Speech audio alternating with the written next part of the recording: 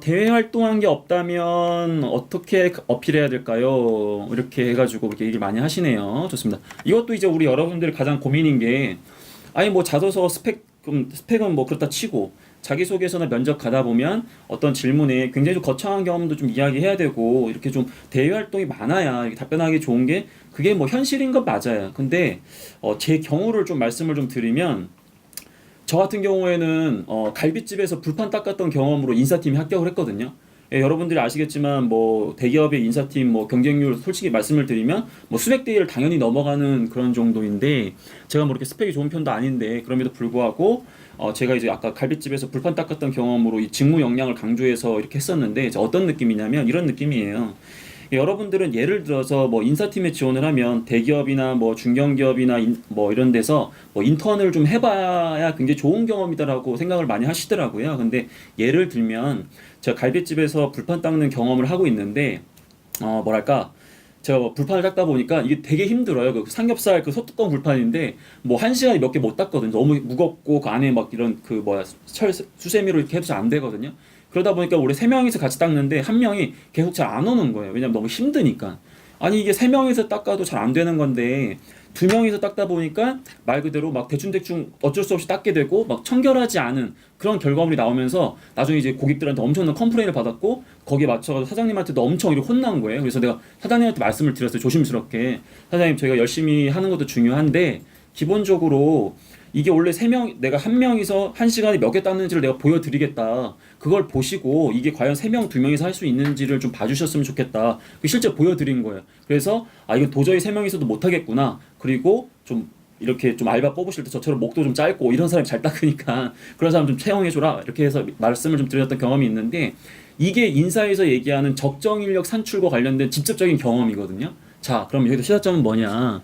아니 갈비집에서 알바하는 거 아무 뭐 대단한 경험 아니잖아요, 그렇죠? 근데 제가 말씀드리고자 하는 것은 그 타이틀적인 측면에서 거창한 대외 활동이 중요한 것이 아니라 그 어떠한 경험 내에서 본인이 활동한 그 행동 내용 자체가 여러분들이 지원하고자 하는 직무와 유사하다면 그게 바로 최고의 경험이거든요. 그렇기 때문에 여러분들 너무 경험이 없다, 대외 활동이 없다, 그런 걸 갖고 고민하실 필요는 전혀 없다라는 거죠.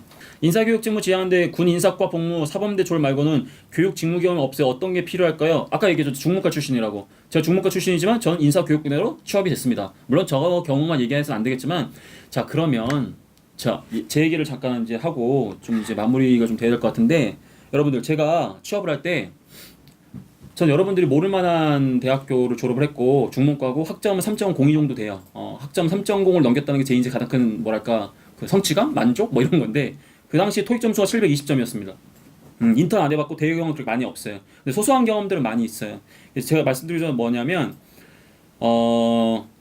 저는 그때 제가 예전에 이이쿠 어학원 아시죠? 제가 거기 다녔었거든요. 토익 그때는 대기업 지원하려면 토익 점수가 700점 이상 있어야 돼. 근데 나는 그 700점이 없어가지고 어떻게 넘으려고 720점 받으려고 이제 간 거지. 근데 그 스터디를 하는데 되게 뛰어난 친구들이 너무 많았어요. 뭐 무슨 뭐 이여대, 무슨 뭐 신촌대, 뭐 그다음에 뭐 왕십리 어떤 대학교, 뭐 다들 뭐 되게 똑똑한 애들이야.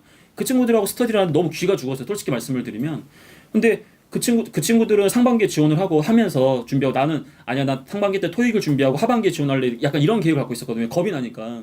근데 그 친구들이 나한테 지원 얘기하는 거예요. 아 저기 민혁 씨 뭐 이렇게 해서 거기 한번 지원 한번 해보세요. 막 이렇게 막 얘기하는 거예요. 그래서 나는 그냥 뭐 지원을 한번 해볼까 해서 하면서 했는데, 그 친구들한테 물어봤어요. 어떤 일을 하고 싶냐. 근데 그 친구들 중에 명확하게 자기가 하는 일을 나한테 설명해줘서 한 명도 없었어요.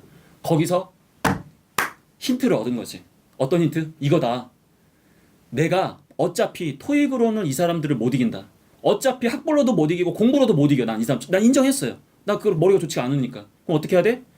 이 사람들이 못하는 거, 내가 잘할 수 있는 거, 그게 바로 직무에 대한 이해라고 생각했어요. 그래서 저는 한 2개월 동안 인사 담당자 모임, 인사 담당자 무슨 번개, 그 다음에 책, 그 다음에 뭐 세미나 이런 것들만 계속 돌아다녔어요.